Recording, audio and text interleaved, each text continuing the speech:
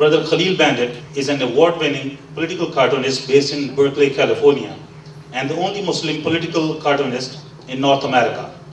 His work is distributed weekly to over 1,700 small and mid-sized newspapers across the country, and has been featured in San Francisco Chronicle, the Los Angeles Times, the New York Times, USA Today, and many other major newspapers.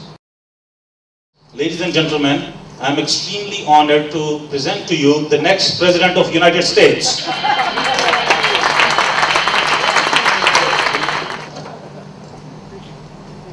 My fellow Americans, Assalamu alaikum.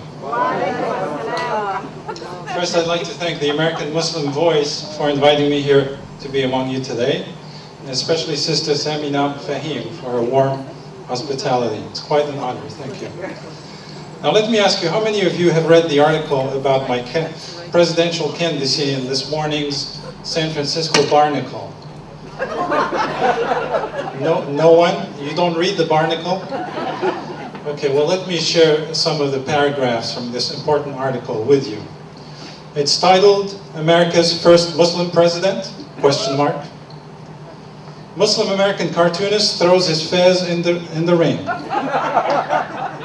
In a year when America may see, for the first time, either a woman president or a black leader of the free world, what are the odds for a first ever Muslim commander-in-chief? 50-50? After carefully testing the waters for months, the newly declared candidate, that's me, today started pounding the pavement, trying to not appear too stereotypically violent or too anti-pavement. According to anonymous but reliable sources, turning swords into plowshares will be at the heart of the candidate's foreign policy. Box cutters, machetes, ginsu knives will turn any sharp cutting instruments into organic, food-cultivating instruments, declared the President of Fez, whose campaign slogan is, "The pen is funnier than the sword." According to Mr. Bendib, disarming the enemy through the power of laughter is the best defense. Ours will be the funniest, most hilarious administration in American history, asserts Kahlil Bendib with a straight face. No joke. Skeptics, however, are quick to point out that having already turned the United States of America into the world's laughingstock over the past 7 years, the current administration may be a tough act to follow, comedically speaking. How does Kahlil Bendib propose to outdo the clowns currently occupying the White House? The key, according to candidate Bendib, will be to make the rest of the world laugh with us instead of laugh at us, as has been the case for too long. End of quote. Well, all that is well and good, brothers and sisters, but what would a Bendib presidency mean to you, my fellow Americans? People have been asking me, where's the beef?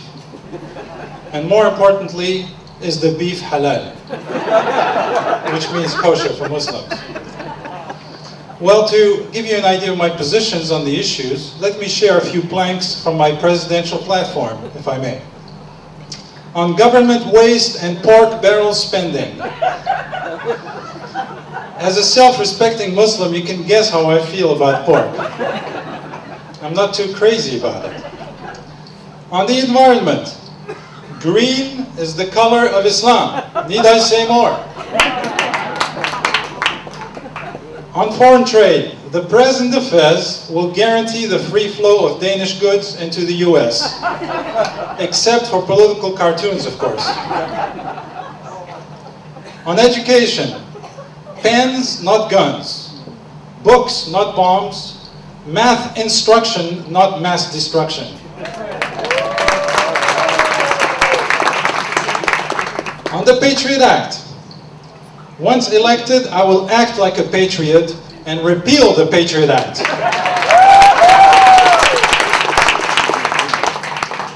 On the use of torture, if you absolutely have to obtain information, which is a big if, tickle, don't torture. Amuse, don't abuse. Be clever and cute. Don't electrocute. Even if you're bored, don't waterboard. On Palestine, what is good for the goose is good for the gander. Strict even-handedness will be my policy. If we give $30 billion to Israel, we'll just do the same for the Palestinians. 30 billion to Fatah and 30 billion to Hamas. And if you think that I'm being biased and giving more to the Palestinians, think again.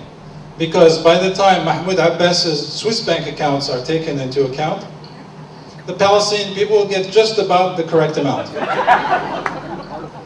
On nuclear proliferation, Islam is a religion of peace, and America is a peace-loving nation. So instead of threatening to bomb Iran, the president of Fez will shame the Islamic Republic into voluntarily abandoning its nuclear ambitions, if they ever had any. Leading by example, we will demand the dismantlement of all nuclear weapons everywhere. Starting with the world's largest nuclear arsenal, which is our own. Thank you. Putting back the non into non-proliferation. What about Livermore? Livermore, yes, starting with Livermore, thank you. Finally, on Guantanamo Bay, render unto Fidel what belongs to Fidel. Have the Cubans dismantle the torture center and build something more positive there, like a dental school or something.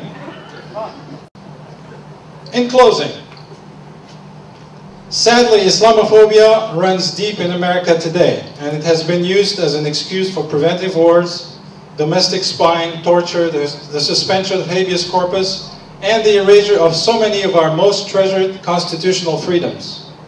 What better way to bring back our special liberties, our precious liberties, and to rid us once and for all of the exaggerated fear of Islam than to elect a Muslim for president? In 1960, President Kennedy did not bring the Vatican into the White House.